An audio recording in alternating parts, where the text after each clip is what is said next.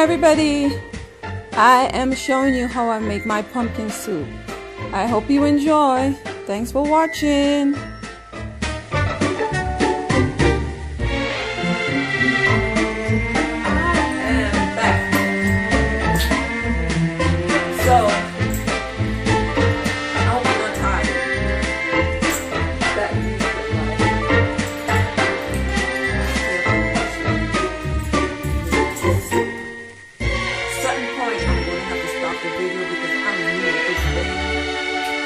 I have to stop it, then do some stuff, then start again. And what I did now, as you see, I cut up all the pumpkins. Actually, it looked like I murdered it because I was in an accident in March. I know I keep saying that, but I don't have the full capacity of my shoulder, so certain things is sort of hard for me to do, and I hate it because I'm just used to doing a whole bunch by myself. So what you do is you take a spoon and you scrape. It's just like when you carving and you have like a scraper. That stuff they make you buy just to make you spend money. Use a spoon with your kids. And you scrape. It keep falling because I'm not supposed to be doing it here. I'm just showing you. I don't have the skills to, to set you up somewhere yet. I'm going to think about it, okay? But you know what? Through the move, I do have something that I could put you right on the counter with me that I don't have to turn around. But I don't know where it is. Just like my electrical screwdriver. I know where the screwdriver is, but not the, the piece that goes in it to charge it. I don't know what it is, so I had to go buy a new one. So you scrape. I'm going to be mopping. And you get all of the gut out. All of this. You get it out. And then you wash your pumpkin. You take out as much as possible. And for you could like take your time and just peel the pumpkin. But I don't want to do that. So I don't want to do that. So what I'm going to do is I'm going to wash the pumpkin. Even though I washed it already, I'm going to wash the pumpkin real good. See, I have a pot right here. I'm going to wash the pumpkin in the pot. And then I'm going to come back and show you how I make it easier for me to do. So I'm back, right? See, you wash the pumpkin. You wash them really good. This is what I use to cut the pumpkin up. And I got this brush here that I scrub the pumpkin skin. I scrub it real good. And to get everything off of it, you want to take out actually all of the strings that you could take out, scraping the pumpkin, because you don't want no stringy soup. Okay? I already washed the pot. I'm gonna pressure cook it. And then once it's pressure cooked, I'm going to use a spoon now and just scrape the guts out, removing the skin. Okay? I don't know how long I have to pressure cook it for, but I'm gonna give it like, because the pressure cooker goes really fast, so I'm gonna give it like 7 to 10 minutes, and then I'm going to 7 to 10 minutes, and then I'm going to check it. So when I put it in the pressure cooker, I'll come back to you. So I put the pumpkin, that's the pot to the pressure cooker. It's an electric pressure cooker. Can you see it? I don't think so. But I'm gonna put it in, already plugged it up. Let me show you. See, it's an electric pressure cooker. And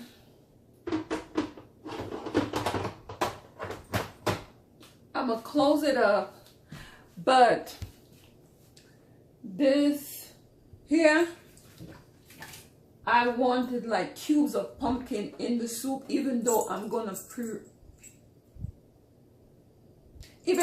blend the stuff that's in the pressure cooker after I peel it off of the skin. I could boil it, but it's gonna take too long. I'm in instant stuff. So I'm gonna cut these up in smaller cubes so I could peel it.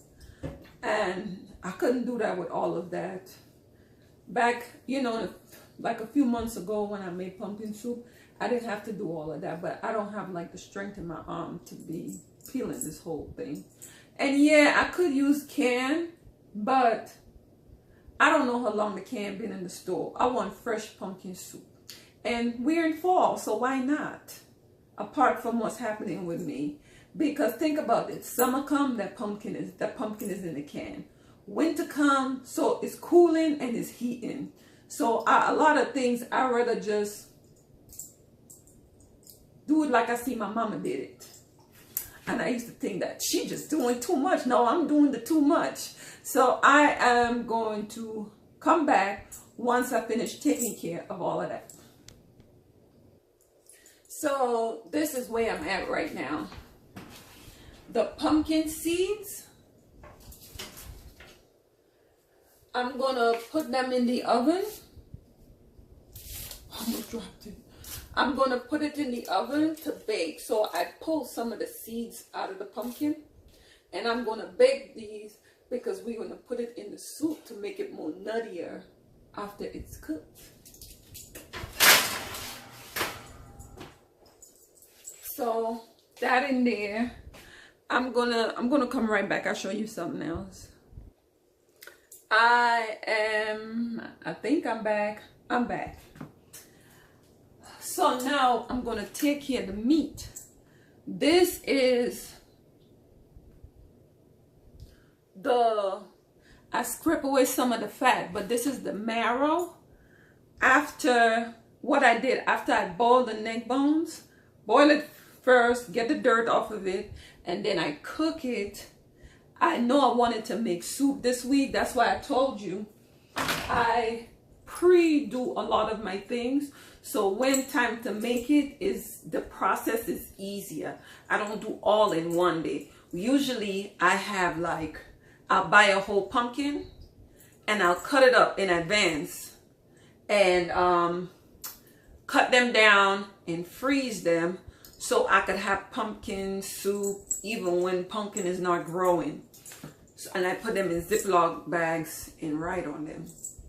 So this neck bones here, I made it, I think I boiled it Saturday. I cooked it Saturday. Either Saturday or Sunday night. And this is a bowl that could freeze. And it has a top to it. So I put the whole thing in there. So what happened? The fat rise to the top, and you got all this marrow, all this goodness.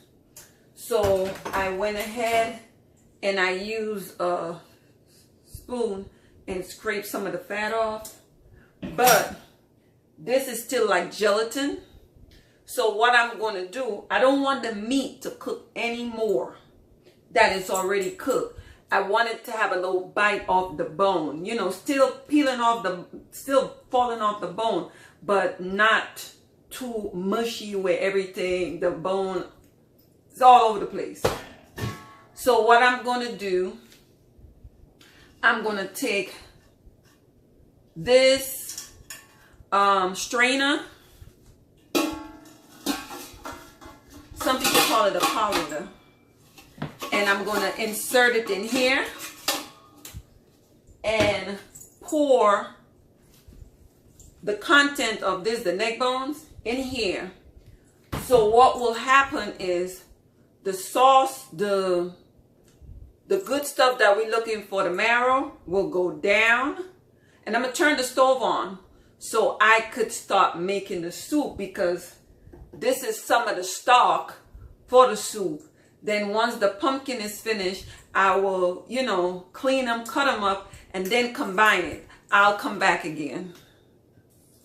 I am back. So I cut up the pumpkin. I cut up the pumpkin in like bite-sized pieces. And in the other bowl, I have some carrots and potatoes, some celery, the sweet peppers. That's this pepper. Then I have fresh garlic. So this is just stopped. The pressure cooker just stopped. So what I'm going to do, let me take you in to show you how the neck bones, see? The neck bones was loosened from the marrow, and I'm going to get ready to put it together. But first, I'm going to start building the soup. So you see the neck bones is like it was pre-cooked already. So I'm lifting it out of the liquid that it was sitting in, and that's the marrow. So I'll be back to show you again. So this is the stock, that the marrow that was loosened up. That's the stock that came from it. I don't use stock from the store, because the winter comes there, the summer comes there, and it's heating, it's cooling. I don't try to get deep, but I just don't do it. You could, but I just don't. I'll be back again. I'm back. I know a lot of people are scared of these pressure cookers, but all you have to do is make sure that the steam is out of it. So you see a towel on top here. I'm going to hurry up and I'm going to let some of the steam, I'll allow it to cool down for like about 5-6 minutes. But I'm ready to do my do. So I'm going to just turn,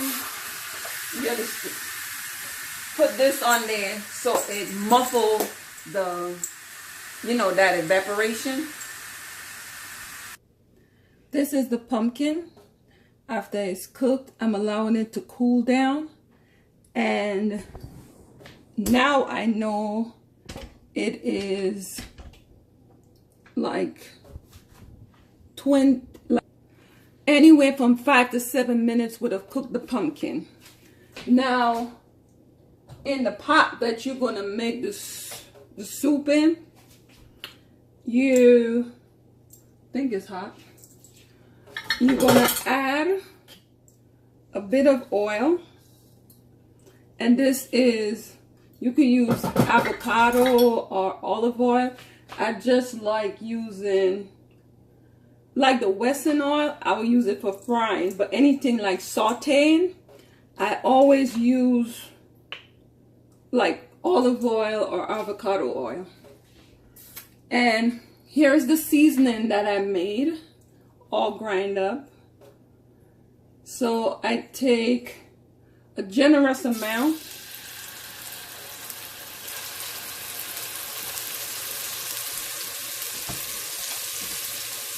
And fry it around in the pot. So I skim off the fat that was on here because I'm adding my own good oils now, my own good fat. I'm adding that now. So you're going to cook it around for a few until, I don't think there's no rhyme or reason to it, until you feel like you cook it around a bit. I'm going to add my peppers. That's the sweet peppers. I'm going to add just a few garlic cloves.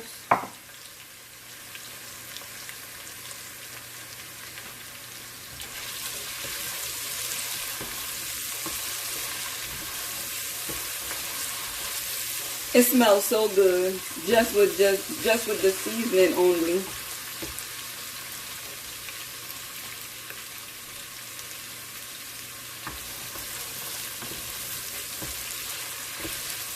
And you cook it around for a few, and I will come back and show you. Now that I feel like it's cooked down enough for me, I add the celery and the sweet peppers. I'm going to add 1 second. I'm going to add some cumin. A bit of cumin in there. Red pepper flakes. And some curry powder. A little bit of curry powder. Just a tiny little bit. And I pour the rest of the stuff in there, but for the curry powder, I used a spoon. I didn't want to make a mess. Now this smells like you could eat it right now. So you want to saute all of this around. Curry is something like when you're cooking it, you have to fry the curry first before you actually put like meats and stuff in there. And I'm going to show you how I make my curry. Curry could make some people sick. Is because whoever cooked it didn't cook it right. But you must fry your curry first. And I put my heat down like at a medium temperature. And I'm going to add now a bouillon beef cube.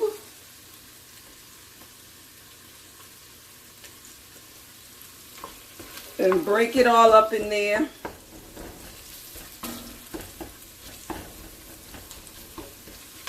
So it's all coming together. See how this looks? So now what I'm going to do, I am going to start with my ladle. Start introducing the sauce to this. Actually, no. What I'm going to do now, I'm going to put the coconut milk in it, and I'm going to use just half a can. And you always shake up your coconut milk so you can get everything in there. So I will let this cook for a little bit and then come. So this is the creamy goodness. I have my heat on medium.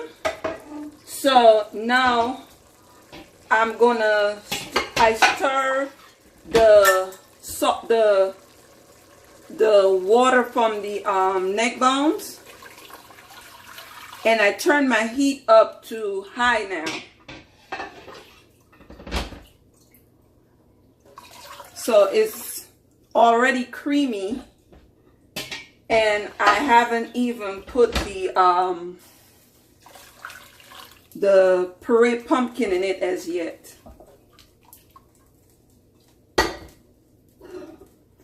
So I'm gonna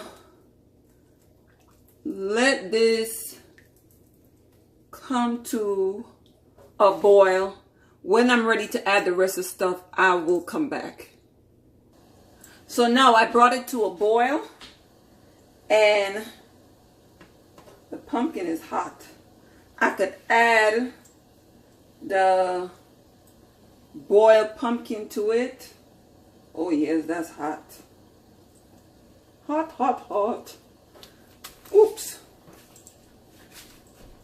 I think I add a piece of skin.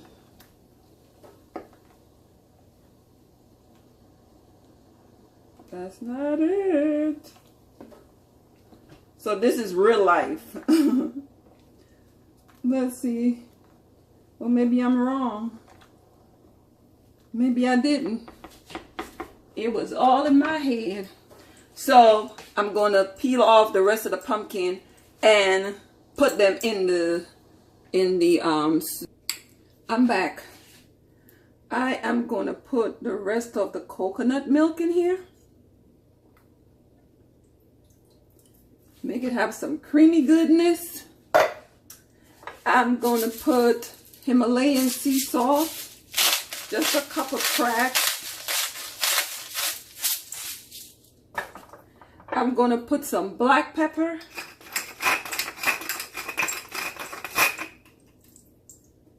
And I'm going to allow this to come to a boil. See? And let it come to a boil to cook the rest of the pumpkin out. And as you see, it has a thick consistency already. And all the green peppers and all the red peppers are here. So then I'm gonna get it together, then come back. I'm gonna put some heavy cream in it and allow it to boil. And when I come back, I will then add the rest of things to it. This here is all-purpose flour, and I use the wheat one. And I'm going to make some dumplings. All I do is put enough water, put water in it, a little bit of water just to bring it to a mold, and I'll show you after. So your soup is already blended up. So now I'm going to add the potatoes. The potatoes and the carrots. Oops. Don't want to get burned.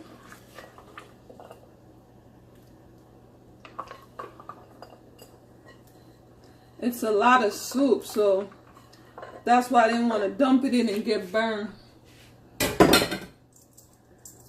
And I am going to add my washed pumpkin pieces.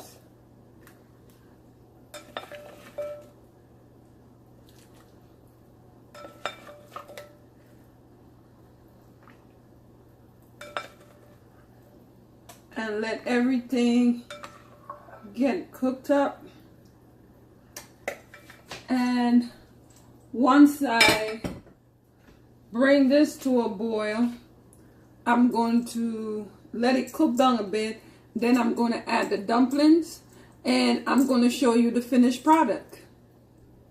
This is how much flour I mixed. This is a dumpling. I let it rest, and then I'm going to pinch pieces off of it and roll it like this. And you could even break it apart to make smaller ones, or you could roll the whole thing on your counter with a little bit of flour and then use a knife and just cut them in small pieces. And this is optional. These are some little, they smell so good, some little cute little peppers that's from the Caribbean. My family brings them up for me. Look how different they look. They look like hot pepper, but they're not, but they have bold flavors. And that is the only type of pepper I don't have in this right now. So I'm going to add it.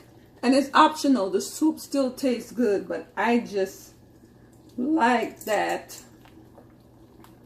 I just like it in the dumplings. the dumplings, the carrots, the potatoes, and the celery. Everything is in here. The reason why I like putting a little bit of stuff at the end, because everything is boiled into the soup. So I add a little freshness so I could get a little bit more, you know, herborization, herbs. So I'm going to let this cook down a bit. And remember, is the neck bones, the water from the neck bones, that's what make the sauce. That's what made the stock. So I'm going to add it. I'm going to add it and then bring it to a boil again. And this is smoked turkey neck, but I have neck bones in here too. And just look how easy it comes apart. That's why I put it last. But it's all going to have the flavor once I bring it to a boil. So thank you so much for joining me. I did promise you a cooking video and I gave it to you. This is V, and welcome to the Zionist by V, and I love you. Happy eating, happy cooking. Yeah. So bye-bye. I'm back. That's the last time. How you know that your dumpling is cooked? It will just rise to the top. So now I'm going to finish it off by putting the neck bones in the soup. And let me show you this. I also have some extra soup here that I puree. So lots of soup to drink. So this is it for now. Bye-bye, loves. I know I said goodbye, but I'm back with washed hands. I am putting the neck bones in the soup. Because what sense would it make that I don't put the neck bones in the soup if it's neck bone soup? So I'm putting in, if it has any loose bones, I just take it out. And put in the neck bones in the soup. So here goes the neck bone soup. And sometimes you could just peel the meat off.